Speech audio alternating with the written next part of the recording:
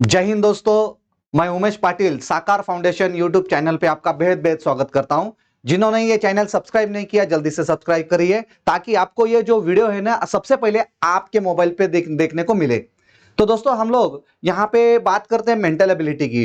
देखो mental ability जो subject है, ये सब्जेक्ट हमारे डे टू डे लाइफ में भी बहुत काम करता है क्योंकि डिसीजन मेकिंग पावर वहां पे बढ़ाता है। तो मेंटल एबिलिटी के जो भी क्वेश्चंस स्कॉलरशिप में आए थे, 8 स्टैंडर्ड के स्कॉलरशिप को आए थे, वो हम लोग देखने वाले हैं। और आज के इस लेक्चर में बहुत ध्यान से आपको पेन और पेपर लेके बैठना है ताकि आपको ये क्वेश्चंस जल्दी से जल्दी with help of the pen paper आप सॉल्व कर सकते हो। ठीक है, तो चलिए दोस्तों हम लोग देखते हैं हम जो क्वेश्चंस स्कॉलरशिप में आए थे। देखिए यहां पे थोड़ा सा मराठी में दिया है क्योंकि सभी को समझ में आना चाहिए। माध्यम मैंने मराठी भी लिया है, तो भी आपको जो क्वेश्चन पेपर दिया जाता है वो मराठी लैंग्वेज में भी आता है और इंग्लिश लैंग्वेज में भी आता है। तो हम लोग इंग्लिश लैंग्वेज वाला पेपर सॉल्व करेंगे, जिसको समझ में नहीं आया हम लोग उसको ट्रांसलेट करेंगे हिंदी में। ठीक है, तो चलो ये है 2024 का जो हम लोग यहाँ पे दिखाई दे रहा है, तृतीय भाषा लिखी है बुद्धिमत्ता दास ने, ऐसा लिखा हुआ है। तो कोई बात नहीं, हम लोग सिर्फ ये बताने के लिए सिर्फ मराठी में दिया, पर अगला क्वेश्चन आपको देखने को मिलेगा वो रहेगा इंग्लिश में। देखिए फर्स्ट स्लाइड में आपको क्वेश्चन दिख रहा है। क्या क्वेश्चन दिया है? दिमाग वाला क्वेश्चन दिया है।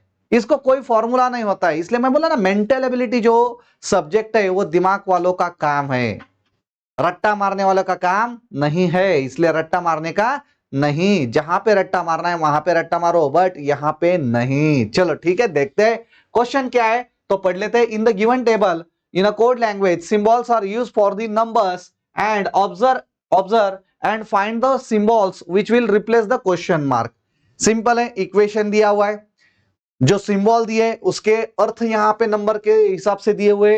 हम लोगों को क्या करना है, वो जो मतलब है, वो जो मीनिंग है, वो समझ के हम लोगों को उसको पुटअप करना है और पुटअप करके आंसर निकालना है। बाबू समझ में आ रहा है क्या? चलो ठीक है, तो क्या क्या आते देख लेते। देखिए डार्क सर्कल डार्क सर्कल का मतलब क्या है? 9। तो मैं यहां पे लिख देता हूं डार्क सर्कल का मतलब 9 है बोल के। ठीक है,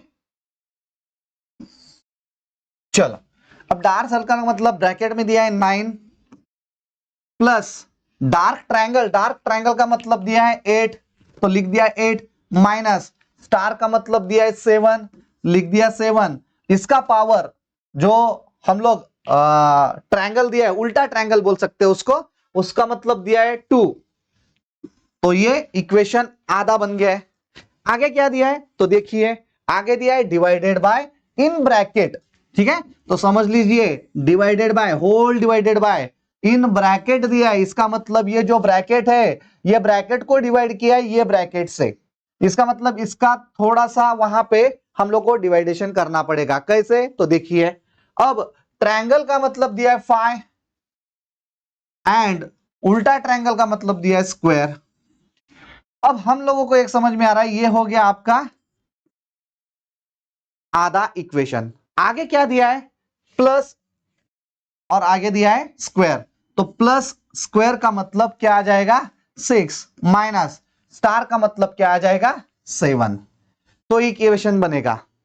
बहुत सारे बच्चे क्या करेंगे मालूम है कि इसको इक्वेशन को कैसा लगाएंगे मालूम है आपको? ये पूरा लिख देंगे। ठीक है, पूरा लिखने के बाद उसको डिवाइडेशन बाय 5 स्क्वायर प्लस 6 माइनस 7 ऐसा करेंगे। ठीक है, कैसा भी किया तो भी बॉडोमस के रूल के हिसाब से आपको जाना पड़ेगा। ठीक है, चलो क्या होता है देखिए। अब यहां पे दिया है 8 माइनस 7 1। ठीक है, 9 plus 1 10। It means 10 square divided by 5 square 25 plus या माइनस जो भी हम लोग अभी यहां लगाएंगे 6 माइनस 7 आता है और उसका सिंबल आएगा माइनस, क्योंकि जो बड़ा नंबर होता है उसका सिंबल लगाते तो -1। अब यहां पे आया 10 स्क्वायर 100 डिवाइडेड बाय 25 माइनस 1। 25 1 जार 25। ठीक है, और 25 4 जार 100। 4 minus 1 is equal to 3। But 3 का मतलब सिंबल के हिसाब से क्या आने वाला है? 3 का मतलब ये है, तो ऑप्शन नंबर क्या आना चाहिए? 4 आना चाहिए। अगला क्वेश्चन क्या है? चलो उसी के ऊपर क्वेश्चन है या दूसरा है। बहुत सारे कंफ्यूज हो जाएंगे, सर यहाँ पे भी सिंबल है, यहाँ पे भी सिंबल है, यहाँ पे सिंबल अलग है, क्वेश्चन अलग है। क्वेश्चन के हिसाब से आपको आंसर करना है। क्वेश्चन क्या है तो पढ़ लो जल्दी से फटाफट। Air word is written as sorry,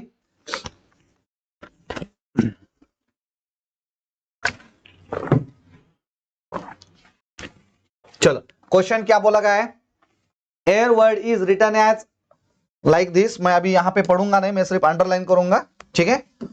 हाँ ये वाला तो यहां पे मैं लिख देता हूं चाहिए तो, क्योंकि हम लोगों को वैसे भी एक्सप्लेन करना है आपको। एयर, एयर का मतलब दिया है triangle, square and dark circle. Ran का मतलब दिया है RAN रैन, इसका मतलब दिया है dark circle, triangle, dark square, ठीक है, समझ के लीजिए। एंड ट्राई का मतलब दिया है TRY ट्राई, इसका मीनिंग दिया हुआ है सर्कल है उसमें डॉट है, फिर सर्कल है, डार्क सर्कल है एंड नेक्स्ट स्टार है, स्टार है, ऐसा उन्होंने कहा है, ठीक है। अभी थोड़ा सा पेन की शाई में बदल लेता हूं फिर कि आपको समझ में आएगा। उन्होंने क्या पूछा है, then how is the word tan is written. देखिए ऐसे सवाल आ गए, ये देखो ये सवाल है वर्ड के डिपेंड या सेंटेंस के ऊपर डिपेंड, तो फर्स्ट सेकंड एंड थर्ड होता है। कभी भी फर्स्ट के साथ, फर्स्ट का कंपैरिजन सेकंड के साथ करो, सेकंड का थर्ड के साथ, और फर्स्ट का थर्ड के साथ कंपैरिजन करो तो आंसर तुरंत आ जाएगा आपका, ठीक है। अब देखते हैं क्या होता है, थोड़ा दिमाग लगाना पड़ेगा, सोचना पड़ेगा, सोचने के बाद ही आंसर आएगा। आप बोलेंगे सर इस हिसाब से किया तो आंसर डायरेक्टली आएगा क्या, कभी कभी नहीं आ सकता है, कभी कभी आ भी सकता है। तो हमारा ये दोनों भी लेफ्ट एंड राइट जो ब्रेन है वो दोनों भी खुले रखने पड़ेंगे, ठीक है।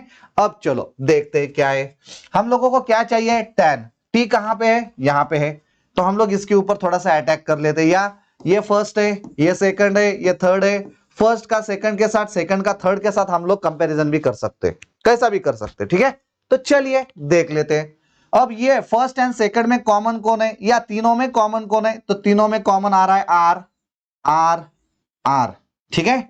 अब तीनों में कॉमन आर आ रहा है, इसका मतलब यहां पे भी सिंबल में भी कॉमन हो सकता है। तो कौन कॉमन है यहां पे, तो देखिए dark circle, dark circle, dark circle. तो हम लोगों को जरूरत है कि आर की नहीं है, फिर भी हम लोगों ने ढूंढा, क्यों, क्योंकि अगर उसको ढूंढ लेंगे तो बाकी के जो बचेंगे उसके भी मीनिंग पता चल जाएंगे। अब फर्स्ट सेकंड थर्ड में तीनों भी कॉमन हम लोग देख लिए, अभी फर्स्ट और सेकंड में कॉमन कौन है देख लेते।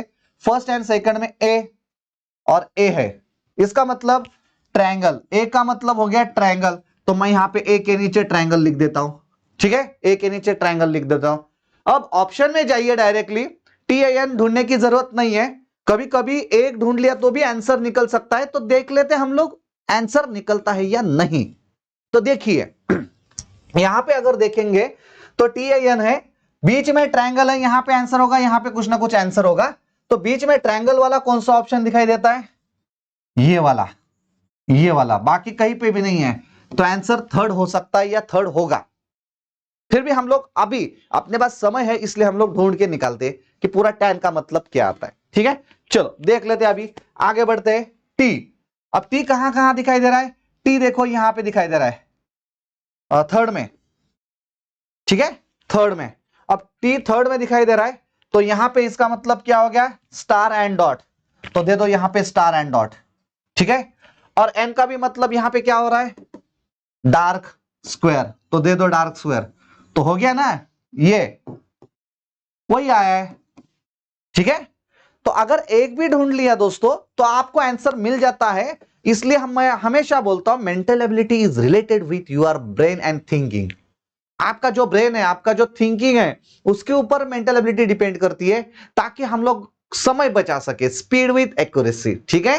तो अगला सवाल हम लोग देखते हैं, बहुत इंटरेस्टिंग सवाल होते हैं। देखिए मेंटल एबिलिटी के बहुत इंटरेस्टिंग सवाल होते हैं, बहुत अच्छे अच्छे क्वेश्चंस होते हैं जो कि हमारे ब्रेन को ब्रश अप करते हैं, क्योंकि हमारा हाफ ब्रेन जो काम करता है ना, वो मेंटल एबिलिटी के हिसाब से काम करता है, इन्वेंशन का काम करता है, नए नए चीजें ढूंढने का काम करता है, सोचने का काम करता है। क्योंकि आजकल मोबाइल के हिसाब से अगर देखेंगे तो हम लोग सोचना ही भूल गए हैं, सोचना ही भूल गए, लिखना ही भूल गए हैं।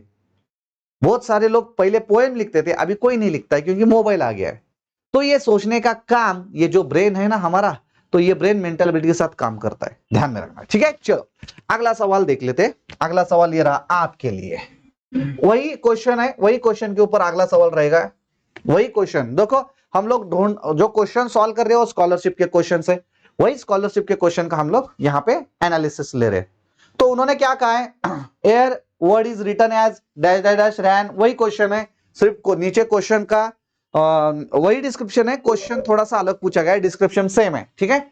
अब from the given code figures which symbol can form meaningful words, meaningful word use करना है, क्या मीनिंगफुल वर्ड, यानी सिलेक्ट टू करेक्ट ऑप्शंस, कौन से भी टू करेक्ट ऑप्शंस हम लोगों को ढूंढने हैं, ठीक है। चलो देख लेते हैं। आप देखो सबसे पहले इस पे जाते हैं, क्योंकि हम लोगों को ऑप्शन के ऊपर से जाना पड़ेगा, क्योंकि उसके बिना आप हम लोगों को आंसर नहीं आएगा। और दो ऑप्शन करेक्ट ऑप्शन ढूंढने हैं, और वहां पे जो राउंड करना है या सर्कल करना है, डार्क सर्कल, दो इसके ऊपर करना है, तो ही हम लोगों को मार्क्स मिलते हैं, ठीक है। चलो अब देखिए टू करेक्ट ऑप्शन ढूंढना है, triangle, dark square and circle and dot, इसका मतलब क्या है। तो चलो ट्रायंगल का मतलब हम लोगों ने ढूंढ लिया था पिछले क्वेश्चन में, उसके ऊपर से डार्क सर्कल का भी ढूंढ लिया था एंड डॉट सर्कल का भी ढूंढ लिया था, ठीक है। वैसे ही आप लोगों को, अभी आप लोगों को ऊपर मैं छोड़ देता हूं, ये क्वेश्चन मैंने आपको समझाया है, वैसे आपको जो पिछला क्वेश्चन आप लोगों ने लिख के रखा होगा ना, उसके ऊपर से भी आंसर निकाल सकते हो। वैसे ही दो ऑप्शन आप लोगों को ढूंढना है, ठीक है, इसका भी आंसर निकालो, मीनिंगफुल आंसर्स होने चाहिए नॉर्मली। चलो ढूंढ ही लेते। ट्रायंगल का मतलब क्या दिया है, देखो ट्रायंगल एयर वर्ड ए दिया है, ए, ट्रायंगल का मतलब ए है, जैसे कि वैसे। हाँ dark square, dark square, dark square, उसका मतलब दिया है N, A N. And circle and dot का मतलब दिया है, सर्कल एंड डॉट ये शुरुआत में है और ये टी भी शुरुआत में है, तो इसका मतलब ये आ गया टी। चलो मैं आंसर दे दिया, आपको सॉल्व करने की भी जरूरत नहीं। एंड, एंड यानी चीटी होती है, मराठी में उसको बोलते हैं मूंगी, मराठी में क्या बोलते हैं, मूंगी, चीटी। अब देखिए दूसरा वाला, अब देखो डार्क सर्कल, डार्क सर्कल यानी क्या है, आर है, ठीक है।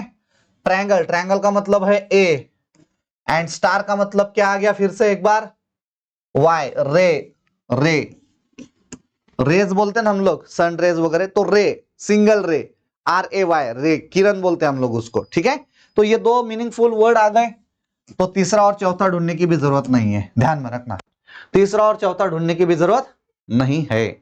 चलो कोई डाउट अभी इसमें, अगर कोई भी प्रॉब्लम आता है ना, हालांकि ये आपको बाद में दिखाई देगा, लाइव नहीं दिखाई देगा, फिर भी आप लोग वहां पे कमेंट डाल सकते हैं, पूछ सकते हैं। आपको लग रहा है सर पर्सनली भी आपको कोई क्वेश्चन पूछना है तो आप लोग पूछ सकते हैं, हम लोग आपको कांटेक्ट करेंगे, आप हमें कांटेक्ट करिए, आप गूगल पे जाइए, साकार पीसीएमबी छत्रपति संभाजीनगर डालिए, तो आपको हमारा कांटेक्ट भी मिल जाएगा, ठीक है। चलो अभी आगे बढ़ते हैं हमारा अगला क्वेश्चन की तरफ। हाँ थोड़ा सा ये क्वेश्चन है, ये क्वेश्चन है हमारे पास, ये क्वेश्चन लेते हैं हम एजेस के ऊपर। कौन से ऊपर, एजेस के ऊपर। देखिए क्या बोला गया है, the ratio of the ages of Sameer, Raghav and Aamir today is 7:5:3। Sameer is older than Aamir by 12 years, then what is the present age of Raghav, ये पूछा है।